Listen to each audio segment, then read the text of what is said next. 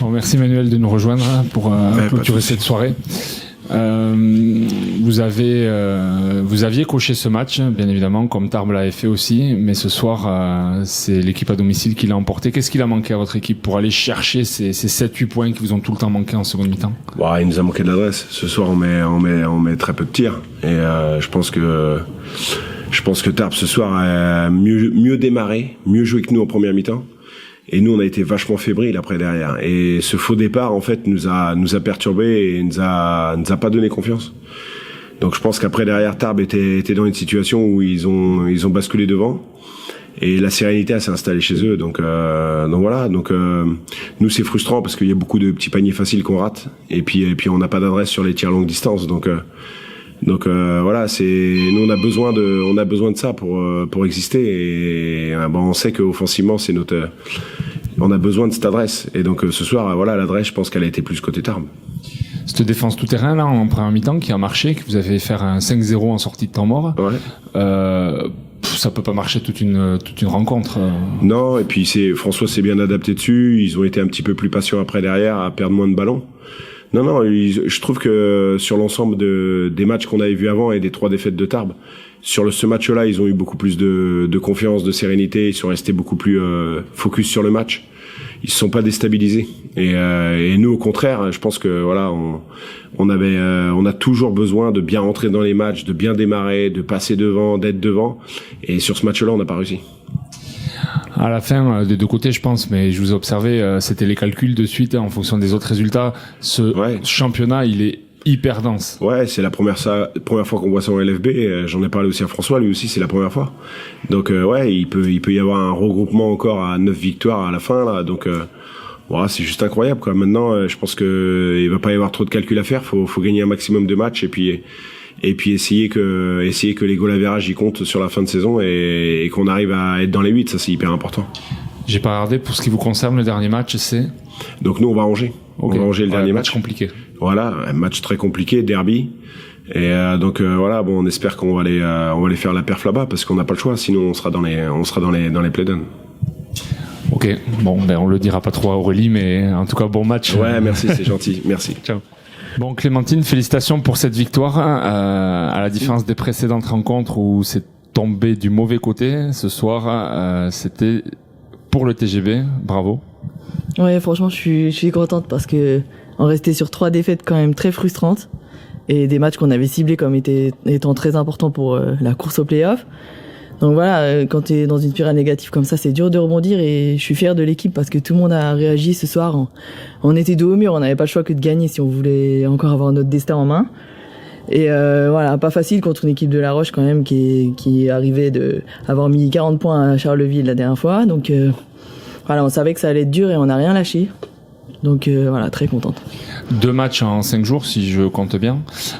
C'est plutôt intéressant quand on est joueuse. On aime enchaîner les matchs ou c'est plus compliqué au niveau récup, préparation. Il y a eu entraînement dimanche si je dis pas de bêtises. Comment ça se gère cet enchaînement rapide?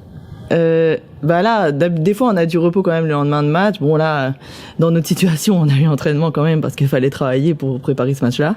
Maintenant, je pense que chaque joueuse dira qu'on préfère enchaîner les matchs parce que quand t'as perdu et que tu dois attendre une semaine pour rejouer alors que t'as hâte de rejouer, franchement ça permet de vite switcher pour préparer le prochain match et voilà, puis pas trop se prendre la tête parce que sinon c'est dur.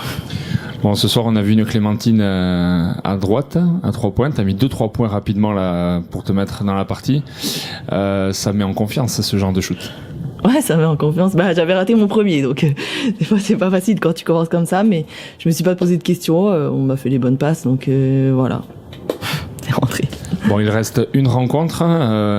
Les playoffs sont toujours accessibles. Marie, à l'issue du match de samedi dernier, je crois, elle a mis un petit mot dans le vestiaire en disant on lâche rien, on joue jusqu'au bout. Bon, ce soir, victoire. Villeneuve d'Ascq, on sait que ça sera dur, mais même combat. Ouais, de toute façon, on n'a pas le choix. Ça passait par une victoire aujourd'hui et on savait que ça dépendait aussi des résultats des autres pour avoir besoin d'1 ou 2 victoires. Bon, malheureusement, on a encore besoin d'une victoire parce que ça va pas être simple contre Villeneuve, mais on va rien lâcher. Et je sais que l'équipe, même si Villeneuve sont peut-être deuxième, voilà, on va y croire parce que on sait que chez nous, on est capable de faire une performance. Dernière question, est-ce que toutes les joueuses ressentent vraiment cette ambiance au Quai de la Dour? Ça pousse dans les tribunes encore ce soir? Ouais, nous, franchement, on adore jouer à domicile. Enfin, moi, personnellement, j'adore. Parce qu'on sent que quand on est dans la difficulté, les gens quand même poussent derrière et ça nous fait du bien quand on est fatigué et que on est dans le doute un peu. Le fait de les entendre, ça nous aide à passer au-dessus et non, franchement, c'est top. Donc, c'est pour ça que jouer à domicile le prochain, c'est important. Bon, bonne récup et puis on lâche rien. Ouais, merci. Bon, François, voilà une victoire qui laisse le TGB dans la course au play-off. T'as mis du temps à venir en conférence de presse. C'est parce qu'il fallait attendre que la fumée blanche elle sorte pour faire les calculs ou non, c'est parce que on n'en est pas là encore. J'ai vos collègues qui montent plus ici. Ils sont pas en grande forme, donc ils m'interviewent en bas. Bon, bref, la victoire, le succès, c'est ce qu'il fallait ce soir. Donc, coach satisfait. Bah, j'ai envie de sourire quoi ce soir. J'étais tellement déprimé, déçu. Après Charleville, dur. Puis on enchaînait 3 défaites quoi. De peu à chaque fois. De peu contre Charleville, de peu. Tout le temps de peu. D'ailleurs, c'est l'histoire de notre saison. On a perdu beaucoup de matchs de peu de points. Donc c'est probablement de la faute du coach. Mais aujourd'hui, bon, on a su. Avec le couteau sous la gorge, on va dire, parce qu'en perdant là, les affaires étaient réglées et on était parti pour faire des grands voyages encore pour un long moment. Bon, après cette victoire, elle compte, elle était indispensable, mais il faut la valider par une autre victoire. On verra mardi prochain face à un adversaire qui est dans le carré depuis le début, quoi. Qui est une grosse équipe, grosse cylindrée. Aujourd'hui, c'est un bon résultat parce que ça fait 2 saisons qu'on n'avait pas battu La Roche, donc c'est un bon résultat. On a su faire ce qu'il fallait, mais ce sera pas suffisant si on finit pas le travail. Parce qu'on regarde pas les goal average et tout le bazar, quoi. Parce que là, on n'a pas fini. Il faut vraiment attendre la dernière journée. Vous avez encore vu les résultats de ce soir, quoi. Basketland qui va gagner à Lyon, quoi. Qui vient de gagner l'Eurocoupe. Bon, il y a des trucs un peu. Charleville qui en a pris 20 à la maison par Angers, quoi. Donc il faudra attendre la semaine prochaine pour voir ce qui se passe et pourquoi pas préparer et rêver d'un exploit face à Villeneuve d'Ascq et valider la victoire d'aujourd'hui qui récompense les filles, quoi. Quand même. Cette équipe, voilà, elle est soudée, portée par le capitaine toujours Isabelle. Toi, tu pianotes fréquemment, souvent. J'ai plutôt joué de la batterie ce soir. Ah. Voire du trombone que du piano. J'ai retrouvé.